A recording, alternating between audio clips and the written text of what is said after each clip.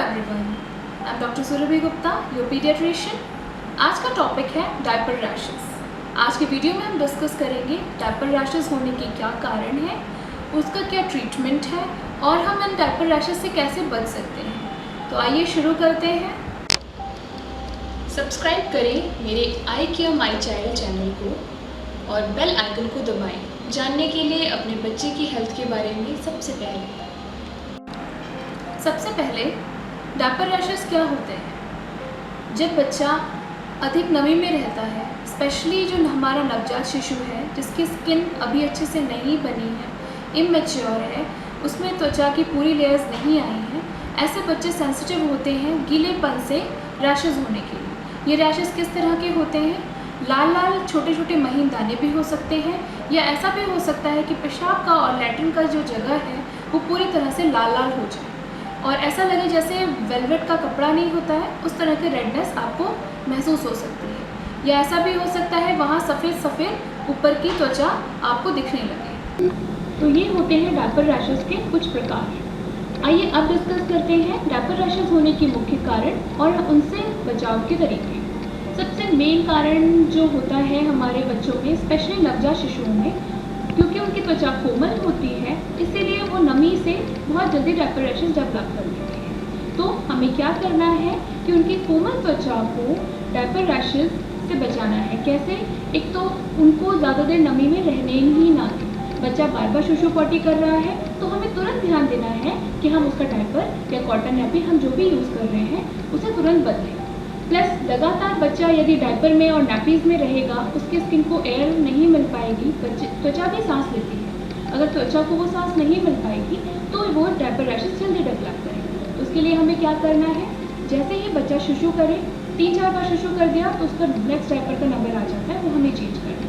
अगर हम cotton nappy use कर रहे हैं तो जैसे ही बच्चे ने शुशु किया है हमें तुरंत बदलना है, उसे बिल्कुल भी गीले में नहीं रहने देना है। हाँ, बीच बीच में हमें बच्चे को बिल्कुल खुला रखना है। जैसे कि कुछ टाइम बच्चे को ज़रूर दें जब उसने ना डायपर पहना हो ना कॉटन नैपी पहने हो, थोड़ी सी उसको एयर मिले। दूसरी चीज़, बच्चे अक्सर लूज मोशंस या ऐसी कंप्लेंट्स डेवलप कर लेते हैं जिससे कि हमारी बच्चे की बॉडी में एसिड जो है वो बढ़ जाता है। एसिड क्या होता है हम जानते हैं। एसिड माने कि जो किसी भी चीज़ को जल्दी से जलाता है, तो वैसे स्किन बच्चे की जल जाती है। तो अगर बच्चे को लूज मोशंस है तो इमीडिएटली उसका ट्रीटमेंट करें, डॉक्टर की सलाह लें कि कैसे हम अपने बच्चे को इन्फेक्शन से ट्रीटमेंट दें। ठीक है। तीसरी चीज़, अगर बच्चा बड़ा भी है, 6 महीने का है, 1 साल का है, 2 साल का है, तो भी अगर बच्चे को इन्फेक्शन हुआ है, यूरिन इन्फेक्शन जो कि बहुत कॉमन होता है, यूरिन इन्फेक्शन होने की वजह से भी एसिड बढ़ता है, अमोनिया बढ़ता है, जिससे बच्चे डायपर रैश डेवलप करते हैं।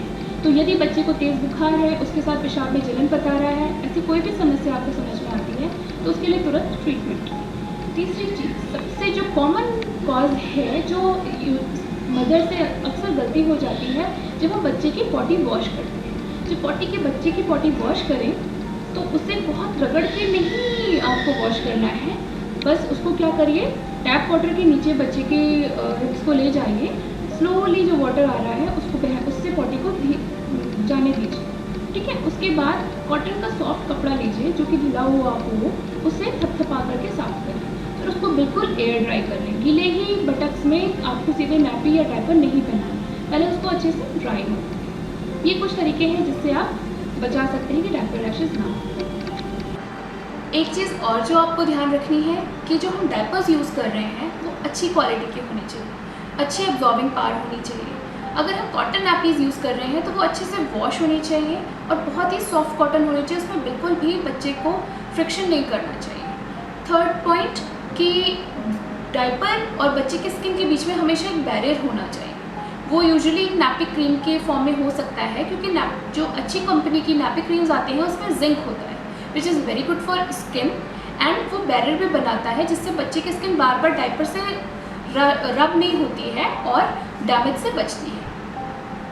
अच्छी क्वालिटी के डायपर्स और नैपी क्रीम्स बहुत ज़रूरी हैं, जो कि मैं अपने बच्चे के लिए भी यूज़ करती हूँ। वो मैंने नीचे लिंक दिया हुआ है, वहाँ से आप डायरेक्ट परचेज भी कर सकते हैं। अब आते हैं सबसे इम्पॉर्टेंट पॉइंट पर। अगर डायपर रैशेस हो गए हैं तो हमें क्या करना है? फर्स्ट ऑफ ऑल, डायपर, जैसे मैंने पहले भी डिस्क्राइब किया कि डायपर रैशेस कई प्रकार के होते हैं। सबसे इम्पॉर्टेंट जो हमारे ट्रीटमेंट में डिफरेंस आता है वो आता है कि डायपर रैशेस किस तरह के हैं, बैक्टीरियल हैं या फंगल हैं या सिर्फ एलर्जिक हैं। ठीक है, बैक्टीरियल हम कैसे पहचानेंगे? अगर महीन दाने हो गए हैं, बहुत ज़्यादा लालपन बढ़ा हुआ है और उसमें पस जैसे हमें कुछ दिख रहा है, तो ये बैक्टीरियल रैशेस है। इसके लिए ट्रीटमेंट है एक अच्छी एंटीबायोटिक ऑइंटमेंट, और अगर बच्चे को कोई बैक्टीरियल इन्फेक्शन है स्टमक का तो उसके लिए antibiotic oral treatment. Next is fungal.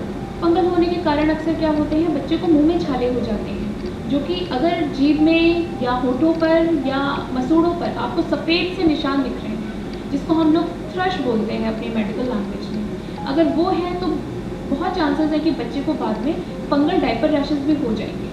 Fungal diaper rashes specially creases, जहाँ पे बच्चे की स्किन मुड़ रही है, वहाँ नमी हो गई है, उसकी वजह से बहुत जल्दी डेवलप होते हैं। इसके लिए आपको एंटी फंगल ऑइंटमेंट, जो एंटीबायोटिक ऑइंटमेंट से अलग होता है, वो यूज़ करना है। यदि ये फंगल इन्फेक्शन बहुत ज़्यादा फैल गया है, पूरे थाइज में भी डेवलप हो गया है, तो अब आपको एक माइल्ड स्टेरॉइड भी साथ में यूज़ करना होता है। बेटर है कि ये सब आप डॉक्टर की सलाह से करें, अपने आप ना ट्राई करें। तीसरी चीज़ एलर्जी। हो सकता है बच्चा सेंसिटिव ज़्यादा हो, उसमें कुछ पेरेंटल जेनेटिक्स की वजह से या उसकी सेल्फ डेवलपमेंट में ऐसा हो कि वो एलर्जिक हो, थोड़ा ज़्यादा सेंसिटिव हो, तो आपको एंटी एलर्जिक ट्रीटमेंट, यानी कि सबसे मेन जो एलर्जिक प्रॉब्लम्स में होता है कि आपको उसे उस चीज़ से बचाना है। यानी कि अगर उसे नमी से एलर्जी है, उसकी स्किन ज़्यादा सेंसिटिव है, डायपर से सेंसिटिव है, तो उसमें डायपर्स ना यूज़ करके आप कॉटन की नैपीज़ यूज़ करें। और याद रखिए, डायपर्स बहुत टाइट ना हो, हमेशा उसमें एयर पास होने का स्पेस होना चाहिए। ये सारी चीज़ें आप ध्यान रखेंगे और तुरंत ही ट्रीटमेंट स्टार्ट करेंगे तो बच्चा जल्दी क्योर हो जाएगा। हाँ, अगर बच्चे को रैशेस डेवलप हो गए हैं तो it will take 2 to 3 days to recover from that rashes. Plus आपको क्या ध्यान रखना है, coconut oil. Coconut oil is very good home remedial treatment जो आप यूज़ कर सकते हैं। Coconut oil very good for skin, इससे फंगल इन्फेक्शन भी नहीं होता है, बैक्टीरियल इन्फेक्शन भी नहीं होता है। और आपको इस ऑयल को पूरे एनल एरिया, जहाँ से बच्चा स्टूल पास कर रहा है, उसके अंदर तक भी लगाना है, ताकि जब बच्चा स्टूल पास करे तो उसको कोई प्रॉब्लम ना हो और वहाँ पे भी कुछ फंगल इन्फेक्शन या बैक्टीरियल इन्फेक्शन ना डेवलप हो। तो अब मैं आपको समराइज़ करके ये बताती हूँ कि जब रैशेज़ हो जाए तो आपको ट्रीटमेंट कैसे करना है। फर्स्ट ऑफ ऑल, बच्चे को रैशेज़ हुए, उसने यूरिन या स्टूल पास किया हुआ है, उसको रैशेज़ हैं, तो पहले ही आपने उसे कोकोनट ऑयल अप्लाई करके रखा हुआ है, तो जब वो स्टूल और यूरिन करेगा तो डायरेक्ट स्किन के कांटेक्ट में नहीं आएगा। ठीक है, फिर उसके बाद सॉफ्टली आप उसको tap water, gentle tap water के नीचे लेके जाएंगे, सॉफ्टली उसको क्लीन करेंगे, बहुत ज़्यादा रब नहीं करेंगे, जितना बस ज़रूरत है स्किन से डर्ट को हटाने के लिए बस उतना यूज़ करेंगे। उसके बाद सॉफ्ट कॉटन के क्लोथ से उसे थपथपा करके साफ करेंगे। उसके बाद वहाँ पे जिस तरह का इन्फेक्शन, उसके अकॉर्डिंग आप उसमें ट्यूब ऑइंटमेंट यूज़ करेंगे। उसके बाद कोई भी पाउडर आपके पास है जो बच्चे की स्किन के लिए सुटेबल है, वो डाल करके पूरा बच्चे को ड्राई कर देंगे। अगर ज़रूरत नहीं है बहुत ज़्यादा तो थोड़ी देर खुला रखेंगे।